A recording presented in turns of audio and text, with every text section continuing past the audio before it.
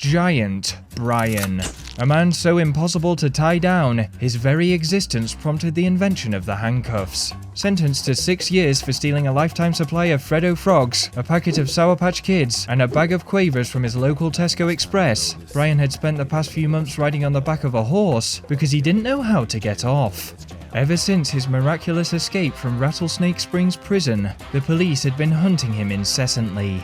As a result, Brian had eventually been caught, and he now found himself facing a stint in his toughest prison yet, H.M.P Offshore. Constructed from the skeleton of a disused oil rig, as its name implied, H.M.P Offshore was situated in the middle of the sea. This meant, even if Brian was to escape, he would still be in the middle of the sea.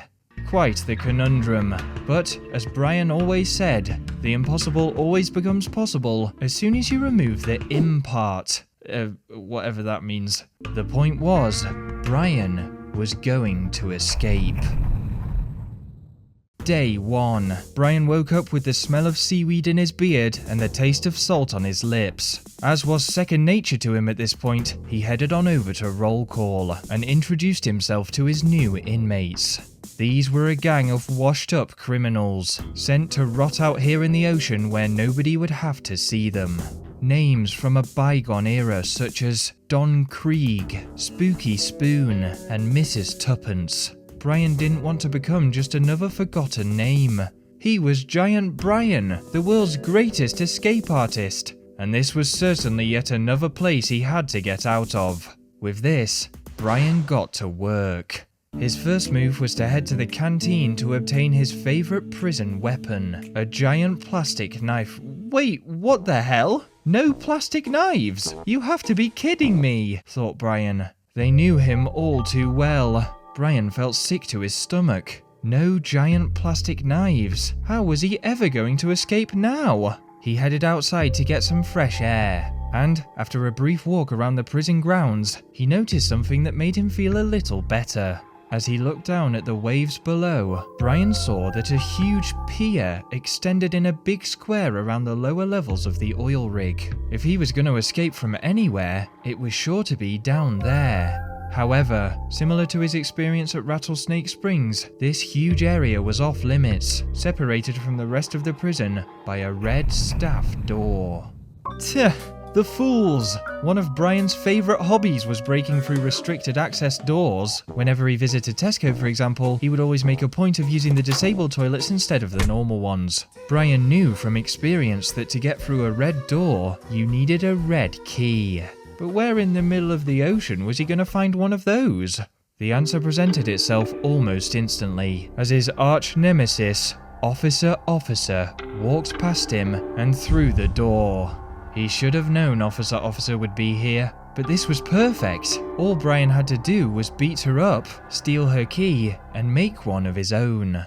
He headed back to his cell and crafted a moldable putty using some talcum powder and a tube of toothpaste. Now to hunt down Officer, but hold on just a second, she was right here.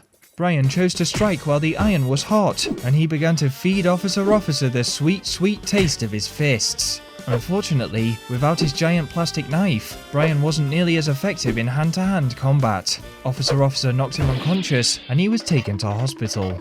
Without a weapon, this wasn't going to be easy. So Brian decided to hit the gym, as, if he worked out enough, perhaps his biceps could become like weapons.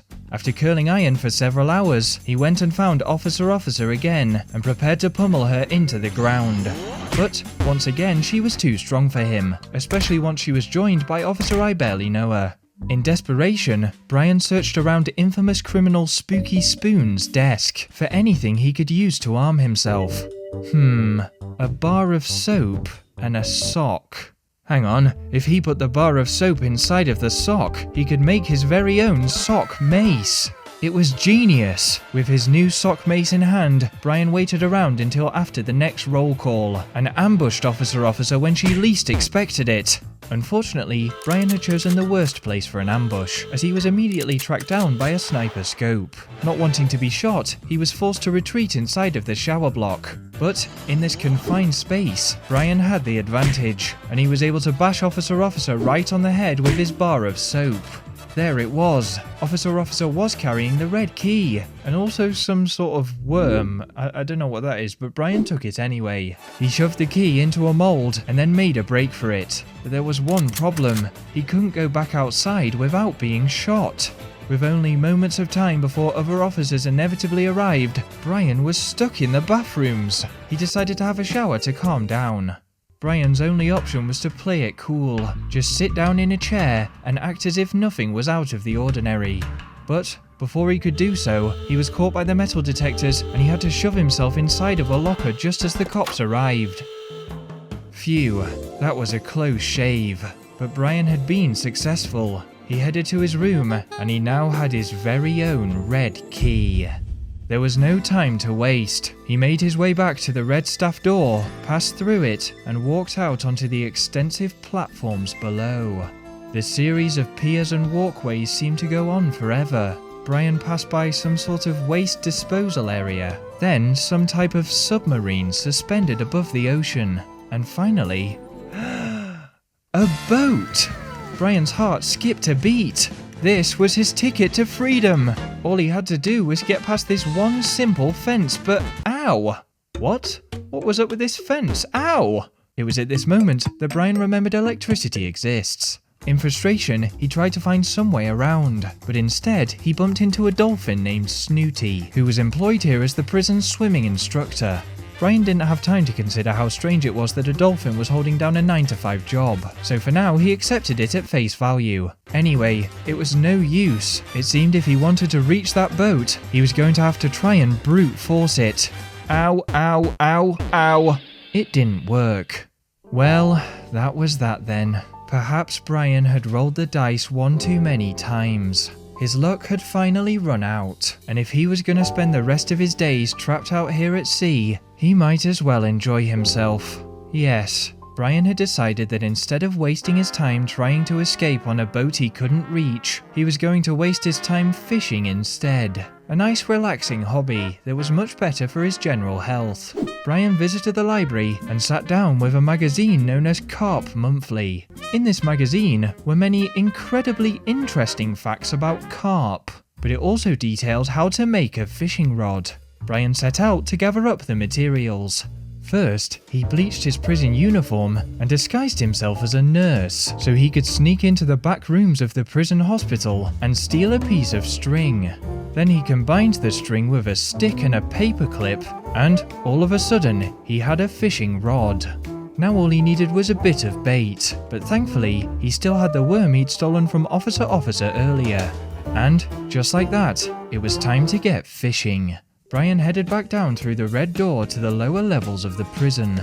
He searched around for a little while until he found the perfect fishing spot. He knew it was the perfect fishing spot as there was a big sign above it that said "Start Fishing."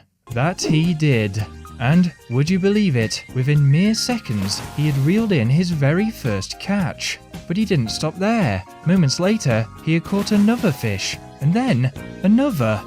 This was such fun. Maybe life out here at sea wasn't going to be so bad. In fact, fishing had put him in such a good mood that he decided to give one of his fish to Snooty the dolphin. And it was while he was doing this that something unexpected happened. Snooty began to talk. Of course, she was speaking in dolphin, and Brian couldn't understand a word she was saying. But whatever it was must have been really important, as everything Snooty was saying ended in an exclamation mark. Brian had to find a way to understand her. Maybe another read of Carp Monthly would reveal some answers. But, as he was passing through the cafeteria on his way back to the library, he was called over by an inmate named Bob Cratchit. Bob was a fellow fisherman, and he was hoping that he and Brian could do a fisherman's trade. If Brian gave him his copy of Carp Monthly, he would tell him where to find his favourite book, How to Speak to Dolphins. Wow, what a crazy and not set up coincidence, thanks Bob. Brian accepted the deal, and with How to Speak to Dolphins in hand, he opened his journal and began to decode all of Snooty the Dolphin's clicks and squeaks. If Brian was translating correctly, it seemed that Snooty had been asking him to bake her a cake. Well, Brian didn't have anything else going on, and he did have the majority of his 6-year prison sentence to sit through, so why not? He went around other people's desks and stole some sugar, some milk, and some flour, then crafting them together into a lovely cake. Of course, he'd forgotten to include eggs, butter, self-raising flour, baking soda, and much more, but it was probably fine. The next day, Brian was so excited to give his cake to his new aquatic best friend. He headed back down to the water's edge, gave Snooty her present, and then the most amazing thing happened.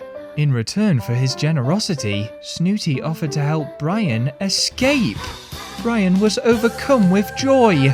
Tears began to stream down his face, which you can't quite see in this pixel representation of events, but just trust me, they did. He jumped on Snooty's back, and she swam out into the great blue beyond.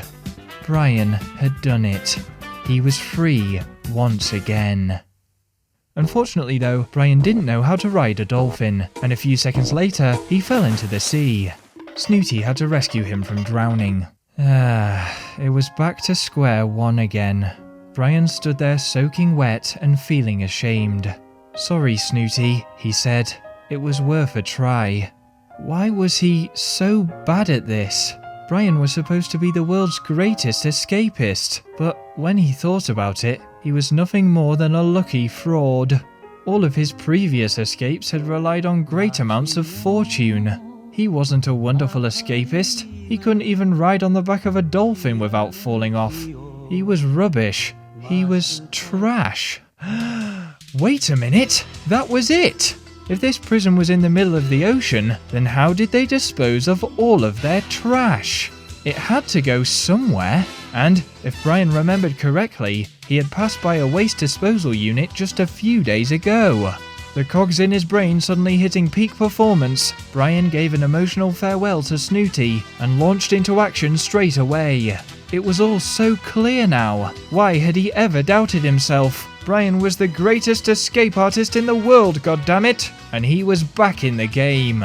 He grabbed the nearest metal pole he could find, then changed back into his nurse's uniform and discreetly headed through the red door towards the site of the garbage disposal.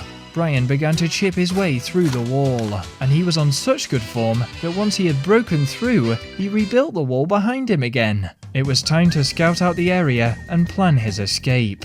"I need to place a breathable trash bag here," thought Brian completely spontaneously. Yet another example of why he was the quickest mind in the criminal world. Brian went back upstairs and made a breathing mask using some duct tape and a plastic tube. Then, he poked it through a trash bag he had found and fashioned it into a kind of snorkel. "So long and good riddance, H.M.P Offshore," he thought as he ran down the stairs with glee.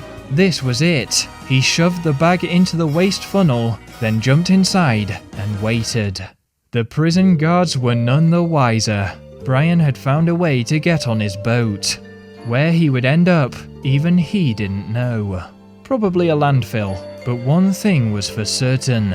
Brian was a free man, and this time he would never be caught again. Well, until the next episode of the series anyway, but good job, Brian.